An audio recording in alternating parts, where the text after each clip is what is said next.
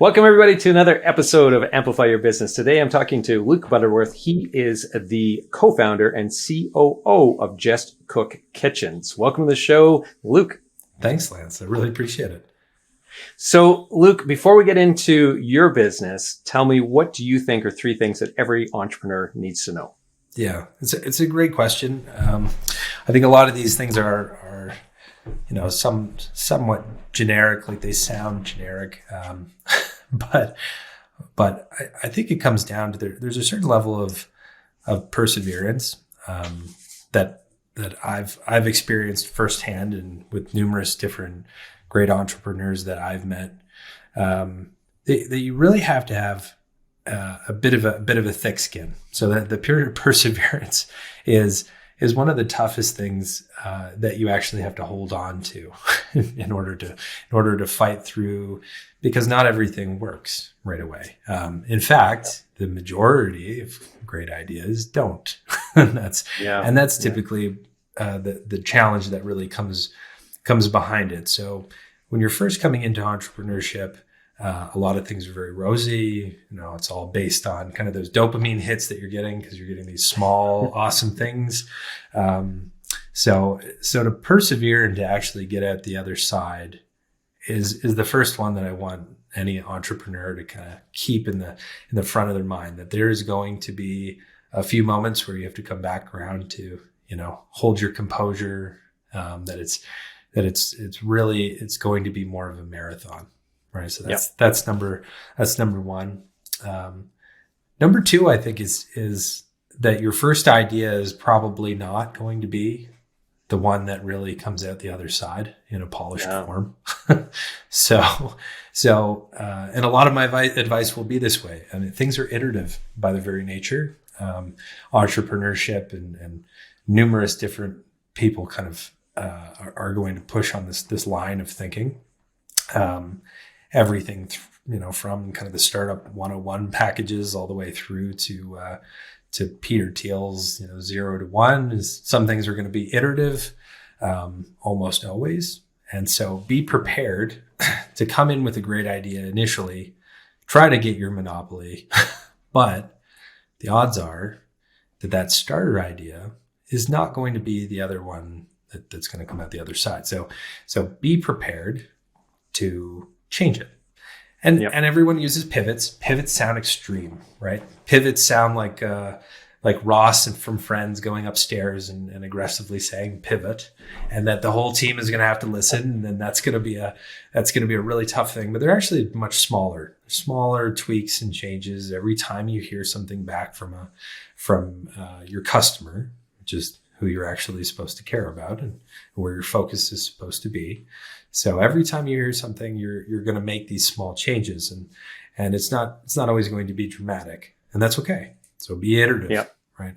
Yeah. The last thing that I find it, and it's not as common, but that a lot of entrepreneurs probably had one or two attempts at this before they found any kind of success.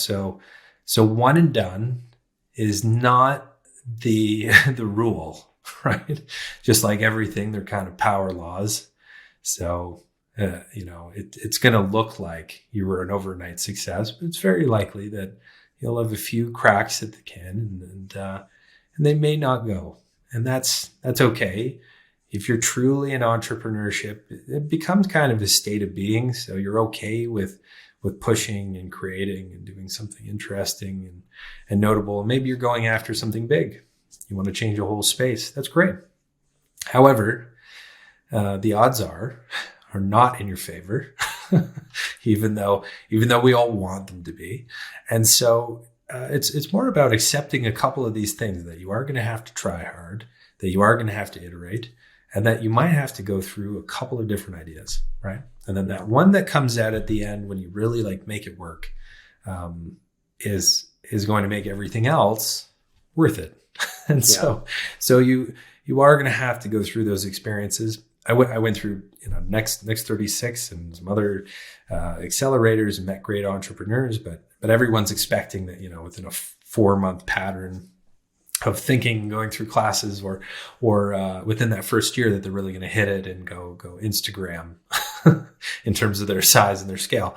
Those are one-offs. They're not the rule. A lot of great entrepreneurs that do not necessarily hit it on their first one, hit it on their last. Some that do, and it becomes a great cottage industry or lifestyle business, and that's okay as well. So yeah, I really like what you said there in terms of a state of being. As entrepreneurs, we kind of embody a state of being.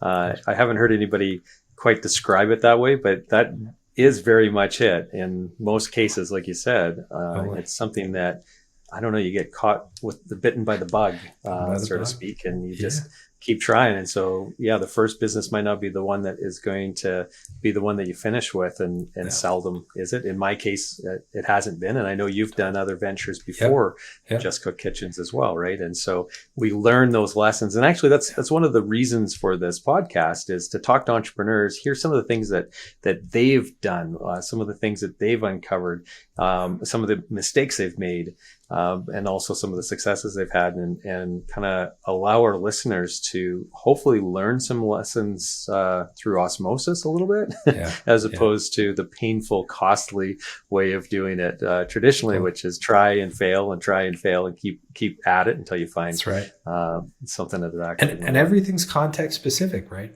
And that's what I've really enjoyed. Going through and meeting different people, is that everyone has done it differently.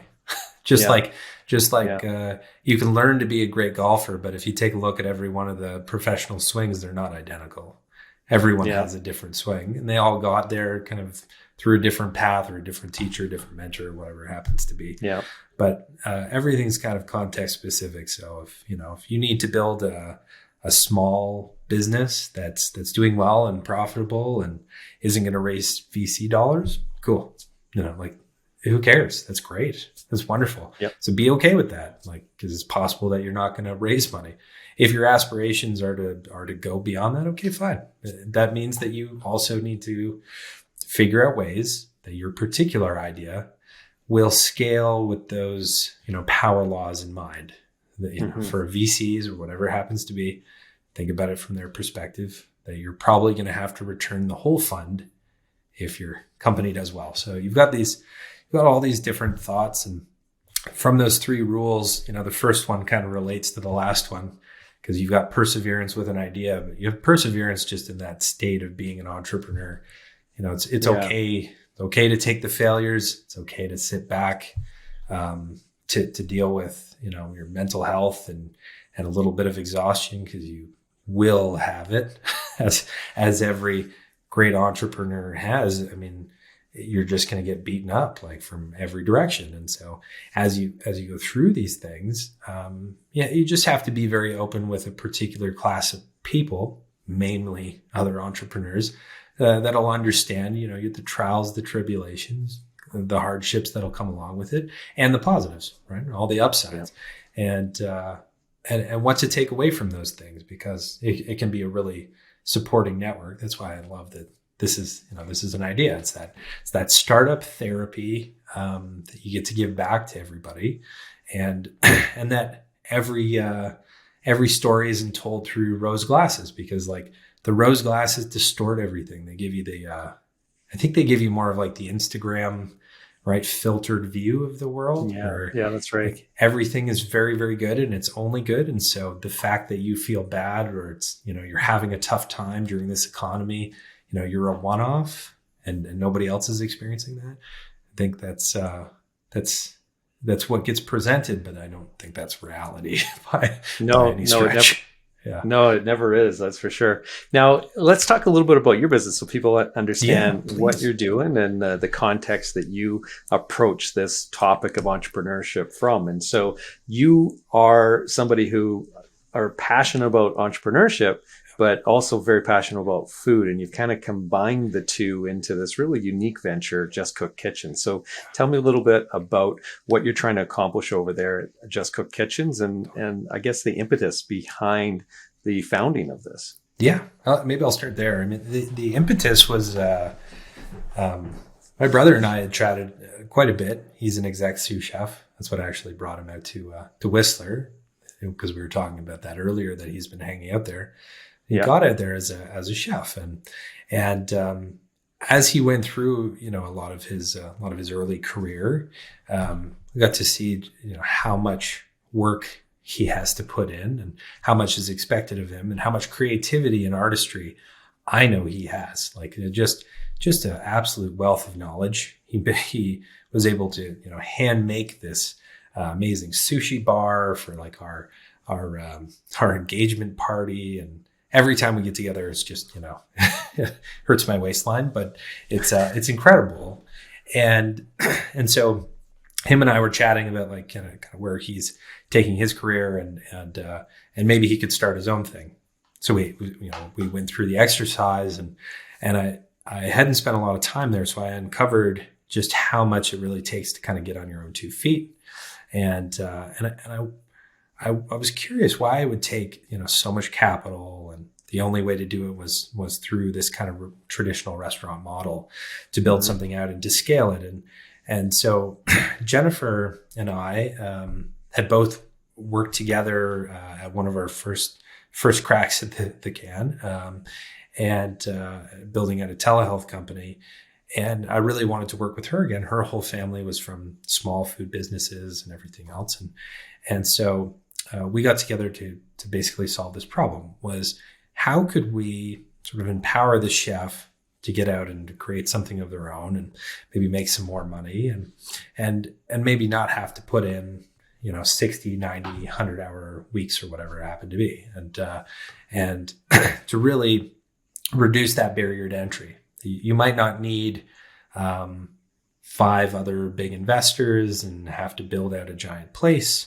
And so we got started with, we thought about what kind of form factor could we use to actually solve this, to get great restaurateurs or aspiring chefs to kind of get out there and start building right away, right? With little to no delay. And so we built out a physical space. If that's what Fifth Street became right away. And now we've got Station Park that's also directly west of me right now, but that's going up on Gateway and White Ave. And so that'll be another location. But we really wanted to figure out how to get more exposure and how to put all this talent forward. And so we've had the great fortune of working with amazing restaurateurs to date. And we keep interacting with more, and we want to build out a bit more of this platform as we go, to encourage not only getting into physical locations like the ones that we built that kind of gets people on their feet right away, and to do either pop-ups or to run like longer term tenants, but also how can we enable them to do more, right? To do other types of catering or dinners or other things that gets their name out, their talent out, ability to make a little bit more off the side of their desk without having to do the same, traditional 100-hour weeks. And so that's been our impetus and kind of the track through. And we've had some great supports from investors south of the border and locally, and we just want to carry this forward. So at the end of the day, any great chef can really join Just Cook. They can do the cooking, the element that they're so creative about. And we have a great service that's getting eaten up, literally and figuratively by great clients that are out there in different markets. Yeah. And so just to be clear, so our listeners understand, if they haven't, walked into one of your locations yet, you basically have a number of different chefs cooking within the same physical space. Yeah. And so it's almost like a food court in a way physically, but then a lot of the sales, from what I understand, are takeout and delivery, right? And so there's takeout, delivery, and dine-in. So everything's there. It's even full service at Fifth Street, and it's called a food hall. So the medium that we tried to build right away was a food hall. So we've got 4 different kitchens that we built out, 1 central bar. We even built out the tech so that you could order from the menus or do a tab system if you wanted to. And that's very flexible. So we can actually take that whole system and build out other locations or do things that are a little bit more virtual, like go to a site somewhere else and run it. And so at Fifth, you can go there. You can order from 4 different restaurateurs, all of them independents. You can order from a server or directly through the app. It all kind of depends what you're feeling that day, if you want to interact with people or not. And then there's always delivery options that are through Skip and Uber and all the mains. Yeah. And so now, in terms of the structure there's a lot of talk about ghost kitchens. Yeah. And so this isn't really a ghost kitchen, but it's not really your typical restaurant. And so it's this mashup. And is this a model that you saw someplace else where you were replicating, or is this something where you came up with that idea yourself, as to mash these different trends that were happening all into one and put a physical location dine in as well? Yeah. So we'd seen what was happening with ghost kitchens. And then we also saw the way that food halls had operated as well. Overseas, especially, like that was the big one, is that food halls took place a lot more in Europe. And they've slowly started making their way over to North America. And we thought this is really interesting as a medium to do this, because it was always about creating one central space that was shared, kind of communal, great for a group to go out. But then all of those chefs got to operate their businesses with all of that extra infrastructure already built out. And so we utilized that structure and then made sure that a lot of what the food halls will do, like overseas, et cetera, every group will run their own systems. So you walk up to each one of those spaces, and we wanted more like a food court then. In a lot of ways. And we wanted to change some of those elements, especially the tech part of it, to make it flexible, so that after we'd done this at Fifth Street, if you wanted to open up another site or run a pop-up somewhere else, that would be really easy for us to replicate.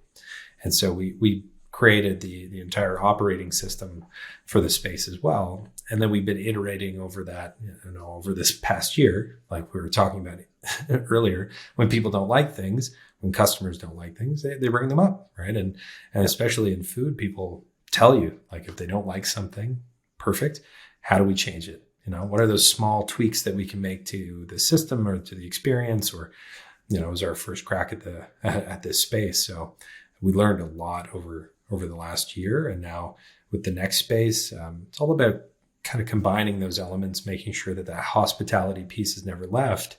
But you're still, people's behaviors have changed, right? They like delivery. They like takeout. They still really enjoy going out to a group setting, getting together with people and having a drink. They're doing a lot more that's closer to home. So it's an interesting shift in this world of food and restaurateurs. And so, hoping to just keep supporting. Yeah. Yeah, and the model that you have is obviously working, especially for the dine-in part, because usually I find myself downtown now almost only when there's some event going on or Oilers game or something like that. And I can't get into your physical space because the lineup is out the door. It doesn't matter what time of year it's been. It's really tough. And so obviously it's a hit. And it makes sense from the consumer's point of view. You get a lot of options, right, when you walk in those doors, because you can order from all those different places and mix from all the different places, the 4 restaurants that are there. And it also really makes a lot of sense from the chef's perspective, I would think, because like you said, they have this ability. It's almost like an incubator as well, but you have like all this infrastructure built around you. So if you're a talented chef and you want to start doing something on your own, to be able to come into a space like what you guys have created would just really accelerate their ability to really focus on the food or the business of food without really focusing on the business part of it, right? And as much the infrastructure stuff, which bogs people down. And so I think it's just a brilliant model. And so do you rotate different people different restaurant tours or chefs Yeah. through that space? It's on about Kind a of graduate year. them out of it, or how does that work? Yeah, it's on about a year license so far. So we've worked with a couple of great restaurateurs that got in first year, a few that have stayed for the second, so they've rolled over. But that's generally what we're looking for. Is we really want to give great chefs a chance to come in, to operate, to start to function. If they're growing out into other sites, that's fantastic. And if we're really getting them some exposure, and we can build additional services and products to kind of get their name out there and to make more money, I think that's really what it all comes down to. And that's sort of our entire mission and vision is to do this, but in multiple different locations, and to have the food halls like Station Park and Fifth Street to really be an awesome cornerstone that you can go to, a physical experience. And then how are there ways for us to get the chefs even outside of some of these spaces, or support more chefs than the physical spaces contain, so that we can build a bigger platform for them. And so that's kind of what we're getting into in this new year after this next place is up, and how to advance it and what else we can release. And so it's pretty exciting times, even on the cusp of all these recessionary talks. I think there's still a lot of cool things happening out there, and happy to be part of it. Yeah, completely. And I want to get into the economic side of things too, Sure. because there's a lot of uncertainty there right now. But before we do that, I just wanted to just ask you about the business model for JustCook Kitchens. And so how does that work? Where's your revenue streams coming from? I'd imagine there's some lease fees or something that the chefs have to pay, but is there other revenue streams, part of the tech pack and so on? Yeah, we basically have built out those physical spaces so that there's a rent and then a rev share, and then we operate the bar.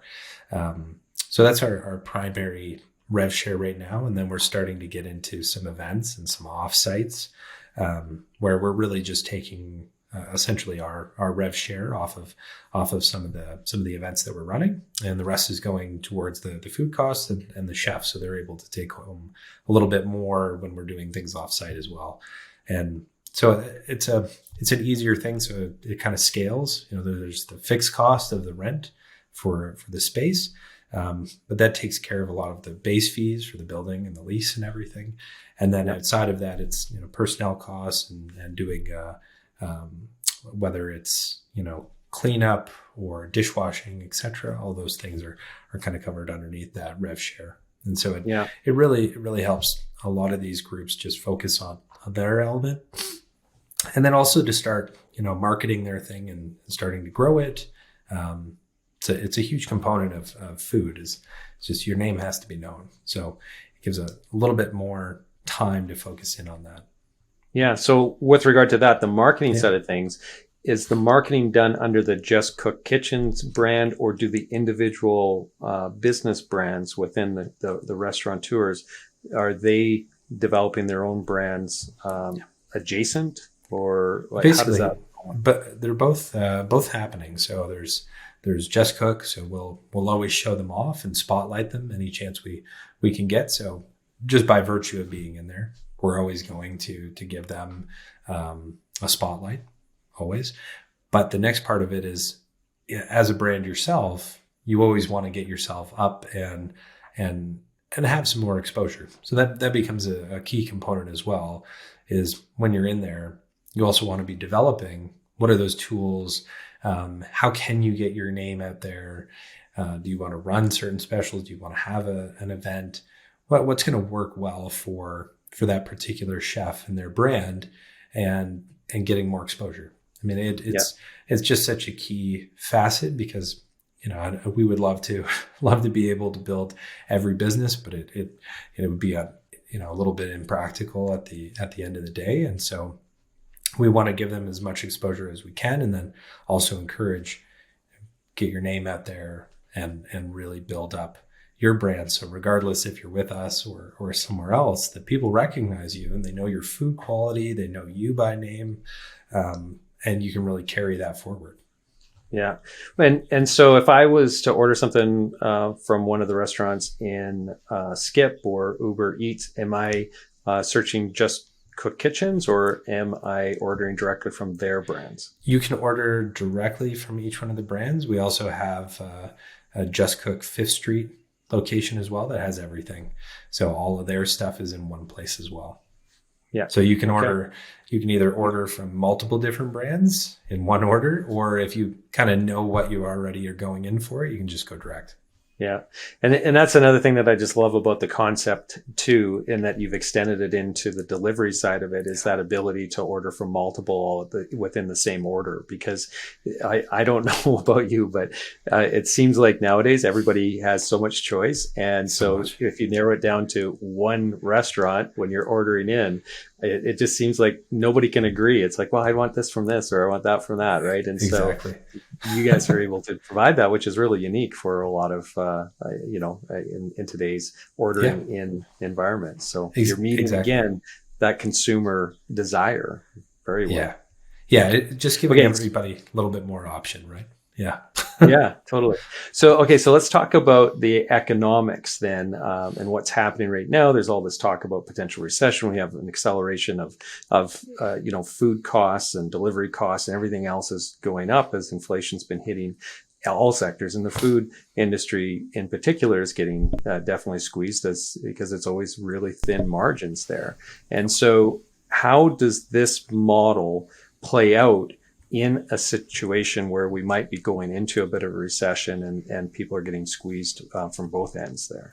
Yeah, I think it, just like everything in a recession, you're going to have to deal with the ups and downs of local markets. So I'm sure we'll see a little bit of a drop depending on where people's pocketbooks and where their routines kind of change. Like if people start to go a little bit more to cooking their own food, right, versus something else, then how are we changing accordingly? And a big part of that we've seen over the next year is just pushing into a little bit more of a catered experience, and in some cases adding on top of the exposure that each one of the brands gets, and making sure that we're just paying close attention to what the chef's needs are. If there's any way for us to bundle services or negotiate things down, we do that as well. We only have 4 different restaurateurs, but we've been able to do that on third party and also with some of the suppliers that come in. So for us to continue to do that, especially with the next location coming up, is pretty important to try to share a little bit of the cost, and try to reduce them, because there's not much that we can do there besides negotiate a little bit better with the groups that are supplying the chefs that we work with.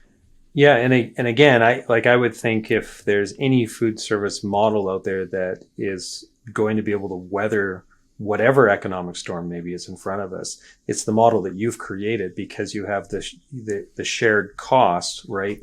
So you don't have the same level of overhead as an individual restaurateur entrepreneur, and then also I never even thought about that in terms of you guys being able to negotiate collectively some of the supplies and consolidating that and so on. So yeah, like it sounds like it would be a much more affordable way. So when cost control is going to be of utmost importance over the next number of months, it's definitely your model is set up for success there. So we're excited to get down to Station Park as well, like to be on this side of the river, because as you said, you might only be going down there once when an event happens. So I think downtown is still starting to feel its recovery out, and businesses are still starting to figure out, do they want to force people back into the office, or are they gonna maintain kind of a ratio, 2 to 3 in the office and remote. So while it's still figuring itself out, I think it'll be really nice to get down into White Ave and on this side of the river and still work with a lot of those local crowds that are here, because downtown just kind of has that sort of vibe as well. So excited about that, and to show off some other chefs as well. I mean, we're always going to have the groups that we deal with, and always give them first crack, and then outside of that, there's a lot of other great chefs that have reached out to us. So we're looking at a few different options for how to use the demo kitchen that's coming up at Station Park to run some events to show their skills off, and to do a few things that are kind of on our off day at Fifth Street. So that, again, creating some draw, because if it does have to be an event to get you downtown, fair enough. Like, let's create some. Right? So I think that's a really unique thing to get down and to have a specialized dinner with a well-known chef on kind of an off day and do something exciting. Yeah. No, it's really exciting. And I think what you guys are creating here, especially as you start to expand, it's just going to really change the landscape in terms of especially the newer chefs that are emerging. And, we have such a foodie city now. Nate has done such an incredible job with culinary school.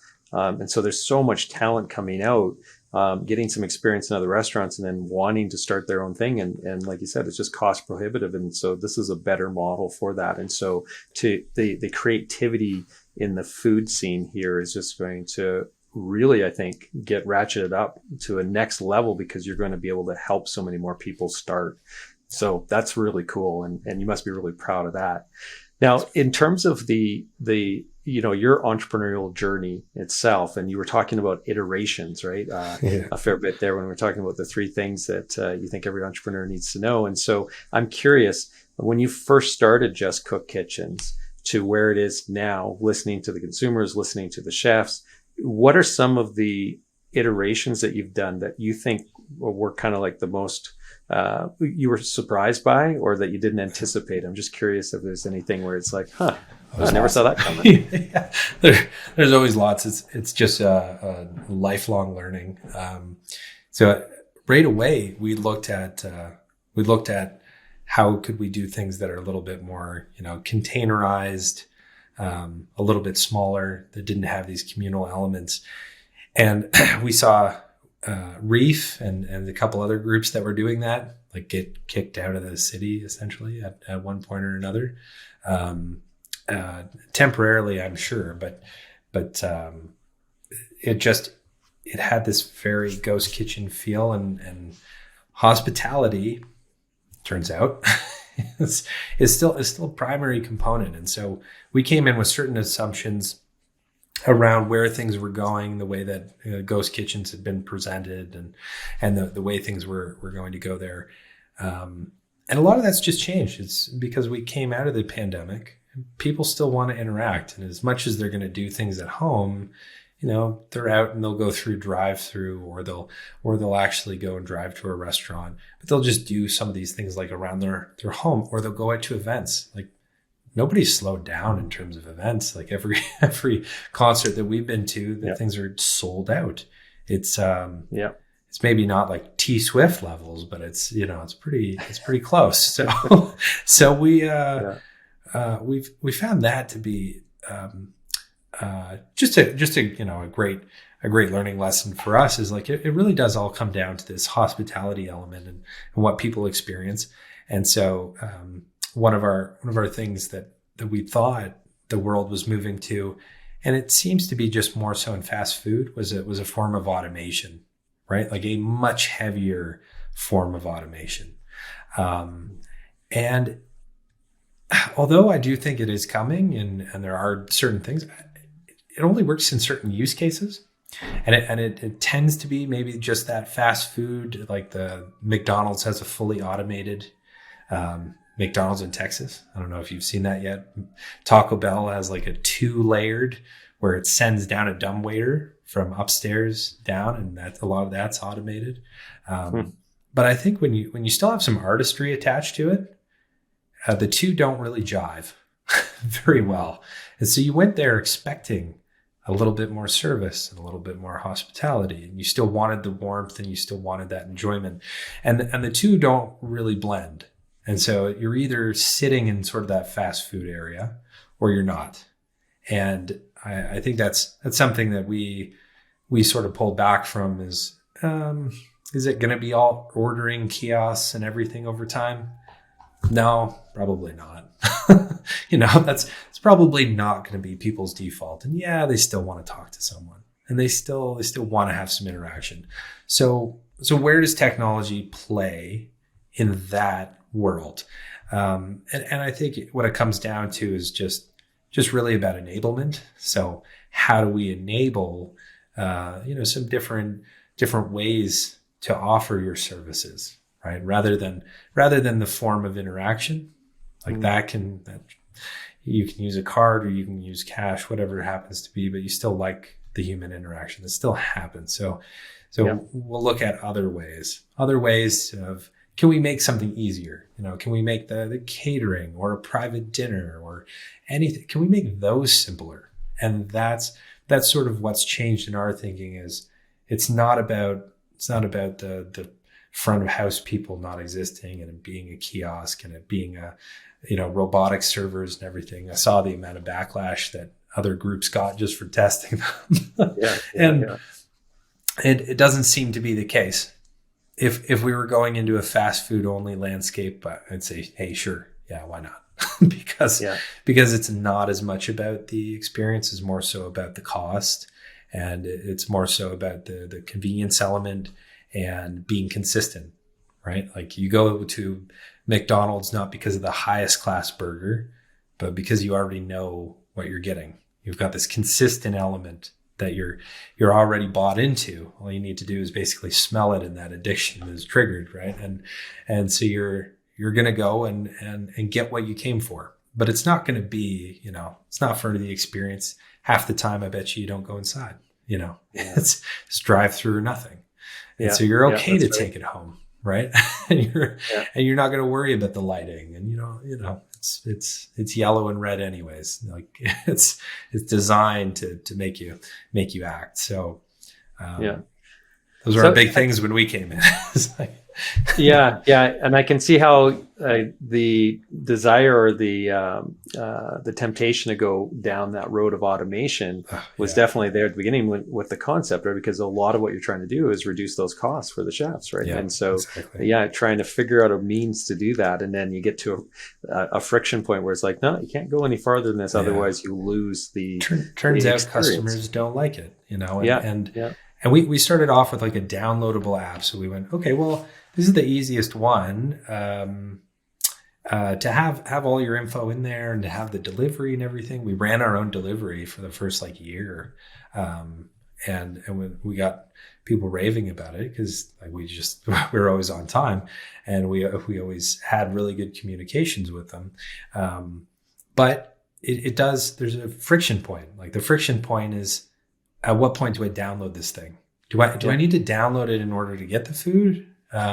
If that is a requirement, that's a huge friction point. People are fickle at that point. You really want what you want, and you're used to a certain interaction. It's funny. We work off of paper, and then we normally talk to someone, and that we haven't really gotten away from. So we knew that we were going to have to move into, all right, hybrid it, go full service directly. Don't worry about the automation quite as much. That could just ruin the experience.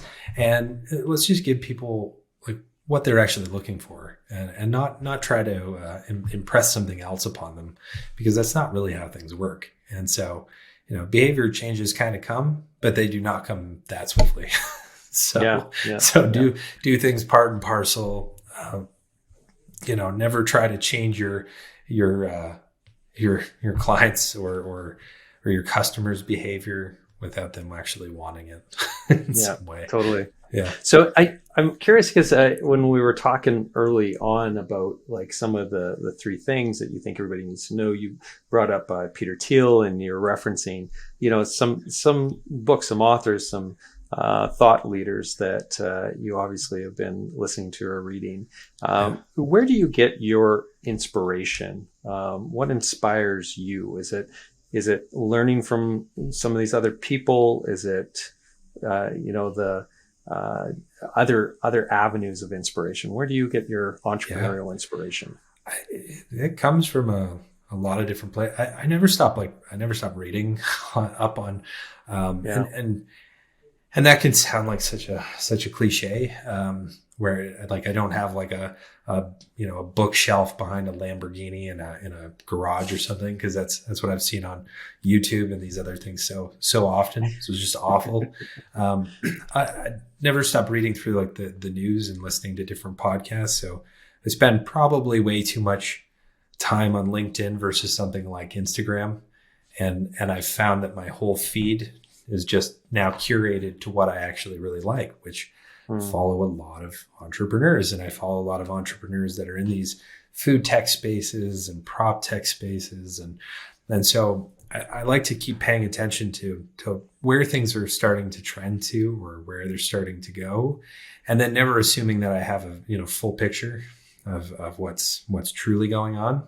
Blinders are always up in some way, shape, or form.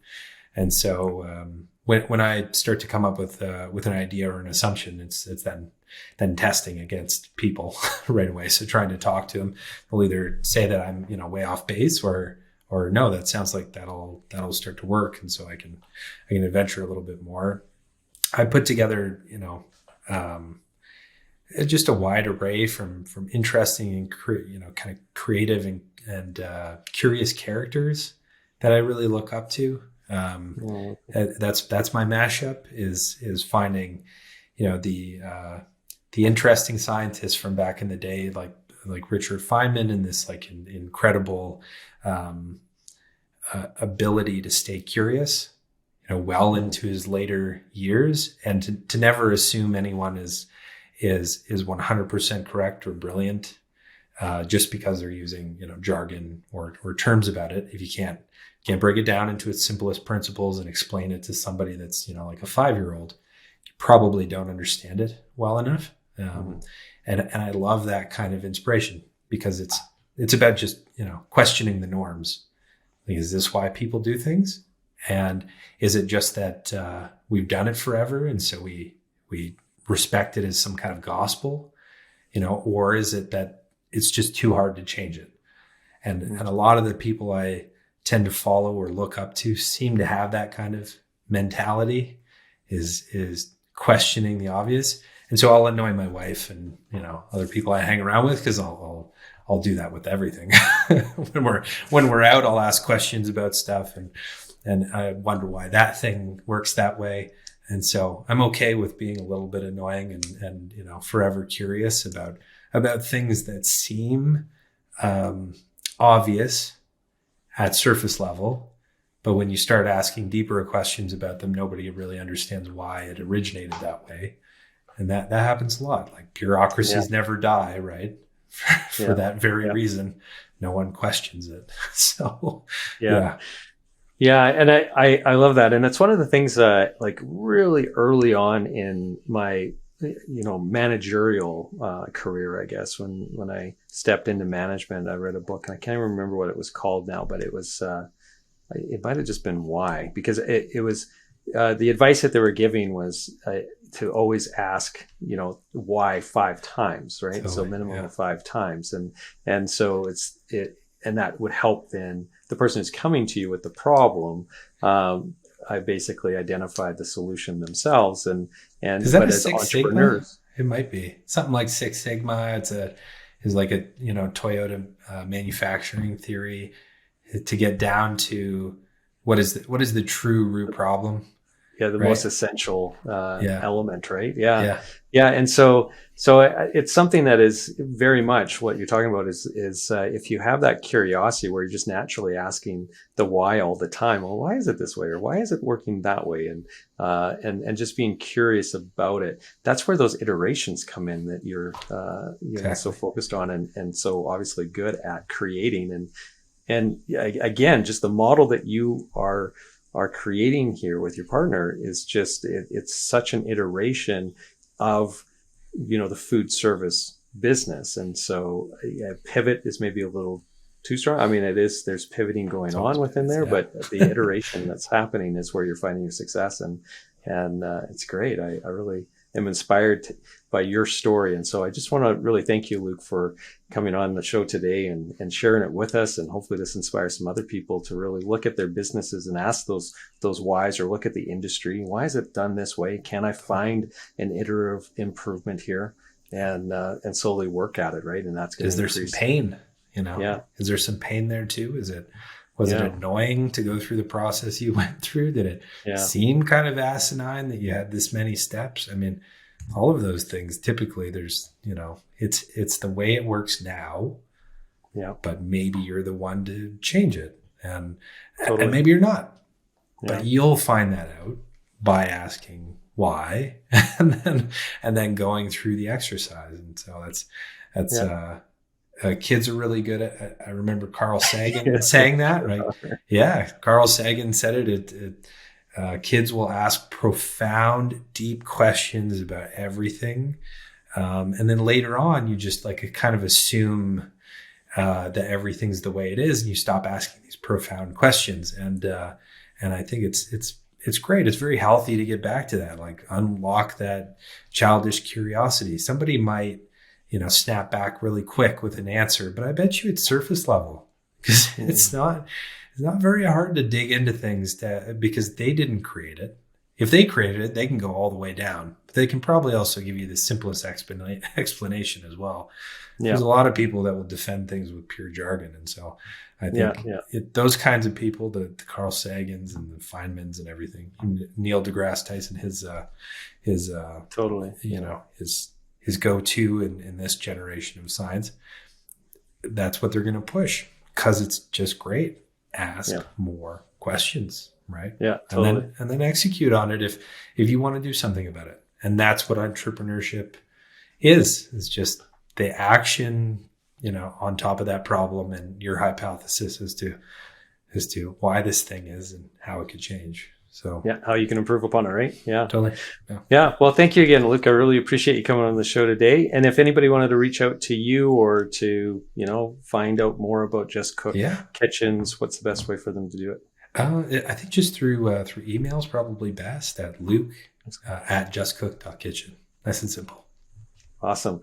Okay. Well, thank you very much. And thank you, everybody who have stuck around to the end of this episode. If you like this one and you want to check out the archives, head over to amplifyyourbusiness.ca. That's where you're going to find all of our interviews in the video format. And then if you prefer the audio only version, just search Amplify Your Business on your favorite podcasting platform, and you're going to find us there.